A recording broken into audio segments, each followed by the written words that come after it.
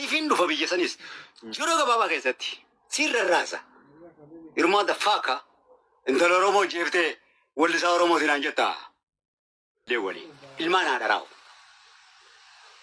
Isin hin jeetin jira. Intala Oromoo nyaatanii ilmoo namaa injiinara nyaatanii hoggaa deebitanii akkam jechuudha isin. Luuku halkan hoggaa gartee mishii irra deemaa bultayya. Ilma haadha raa'u. Siin jeetin jira. Buushii siin jeetin jira. Hai. Ajjeeftee qaama maali? Nyaattee kaa. Maal argatte dee? Tabiraa fuutami? Madduun tabiraa taksitti hawwiga meeshaan. Kana malee hin beektu Israa'el. Si finiinee jirama. Hanga maneedhaa jirtu kanaa'u wanta taatee jirta. Ilma haadha raa'u. Injiinar Oromoo nyaattee? Intala Oromoo tabaratte nyaattee? Haadha abbaa garaa madeessitee?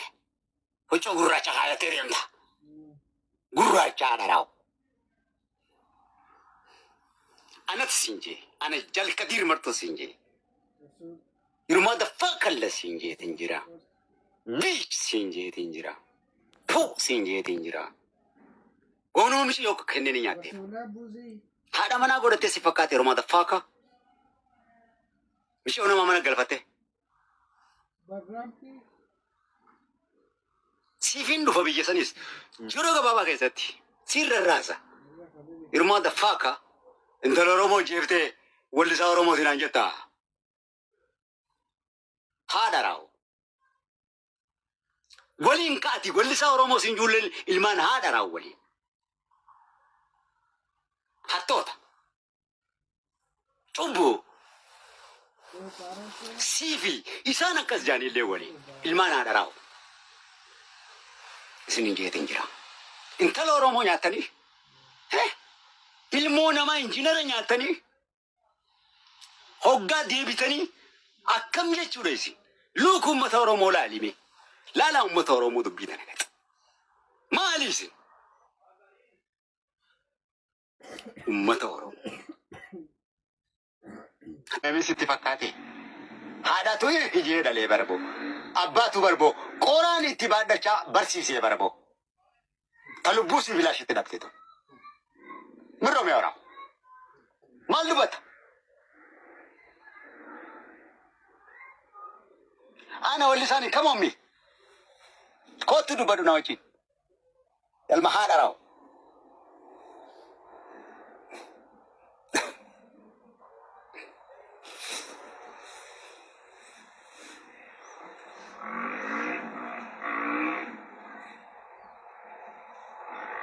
Kanneen barsiisuu jecha dhiira meeqatu wareegama bade. Hacaaluun baduun kanneen barsiisuufi. Siif galaa ammaati. Eebisaa addunyaa baduun kanneen barsiisuufi. Kanneen balleessuufi miti. Marga kana gurguddisuufi. Ilma haadha raa'u. Eenyuati?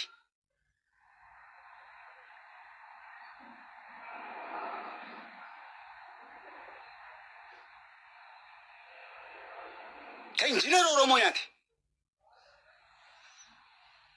Huccuu gurraacha fi qaaduu anna Saudaana. Kan hin firraa qabu kun huccuu gurraacha. Hirmaa daffaa kaa. Dhugaa sitti himuu baatan dhugaa sitti himaa. Fakkaat.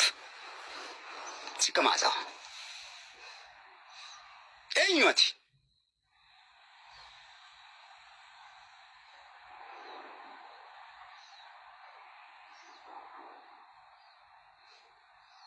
Yoosef Gammachuu baduun. Taaddasaa Birruu baduun. Dhiirri Oromoo meeqa baduun kanneen barsiisuuf malee hiikni biraan jiru wanni namni du'uuf wanni namni wareegamuuf. Inni meeqa qabsaa'uuf isaan kana barsiisuuf. Takkittiin tun baduun injiinara badee barboo azmaarii haadha raa'u. Injiinara barta badde. Azmaariin kumni badee injiinarri tokko jiraachuutu uummata Oromootiif bu'aa qaba. Maal jaa?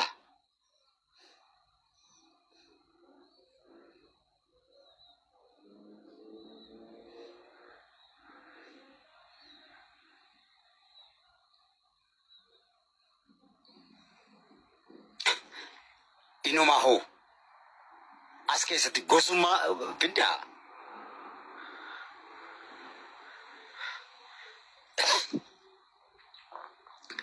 Kun siyaasa miti barboo.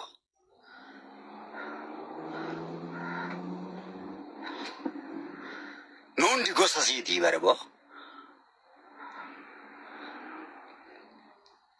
Maala seetii kunnatti.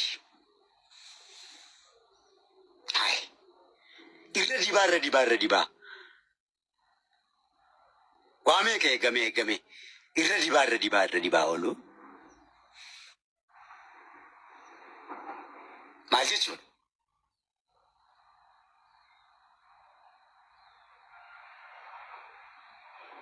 Lubbuu namaa taphadde moo? Injiinaraa barboo taphadde. Haatis fuula keessan duratti as baate. Akkasi marratte akka loonii gadi taate. Marrattee baraati. Ni gadooddee baraati sun. Moo'ichaa miti bare. Imimmaan fitattee jettee akka loonii gadooddee jechuudha. Imimmaan fitattee jettee haati kennanii akka loonitti isin gadooddee.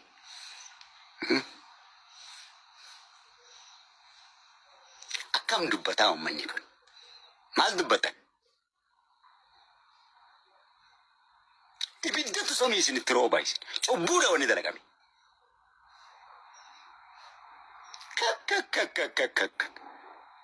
Walli saayichaa karaa biiloo isitaa amma deebitee. Maali uummanni akka kanaa?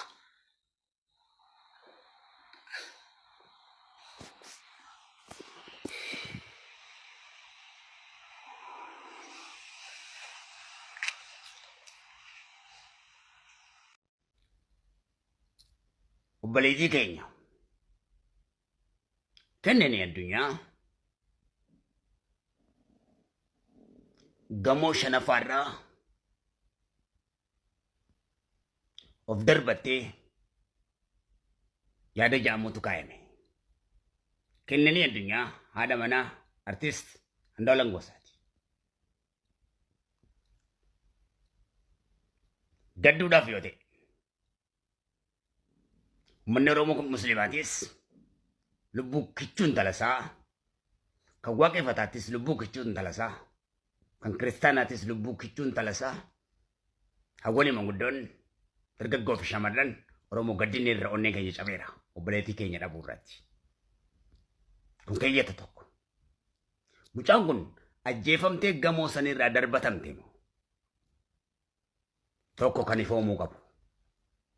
Osoo jajjabina ebeluuf haalaatu hin jiin duratti waa'ee jajjabinaa waliif hin dhaabnu. Waa'ee wareegama sii qofa kufiinsa sii kana qofa barbaadna. Baruu. Ofiif ajjeesanii gad darbatan moo? Ofiin of darbatte moo? Kaameeraan yoo jiraate hoteelicharraa ifoomsu. Gamoo sanirraa ifoomsu. Namoonni waliin jiran ifoomsu qabu. Namni ejjennoo hammana gahu akkamitti ofirratti fudhachuu danda'e kan du'aaf isa saaxilu. Akka namatti ejjennoo ofirratti fudhatu jechuudha. Akka durree udaananii dhooyisuun hin danda'amu.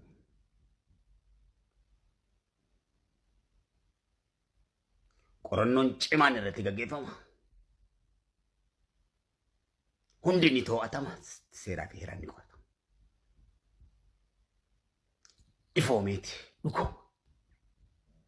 Yeroo san jajjabina nu waa kennu jenne jajjabina walii dhaamna malee hammasitti. Jajjabina walii dhaamuun haqa mucaa kanaa, dhugaa mucaa kanaa, dhugaa Rabbii, dhugaa Waaqayyo dho'isuudha waan ta'eef jajjabina waliif hin dhaamnu.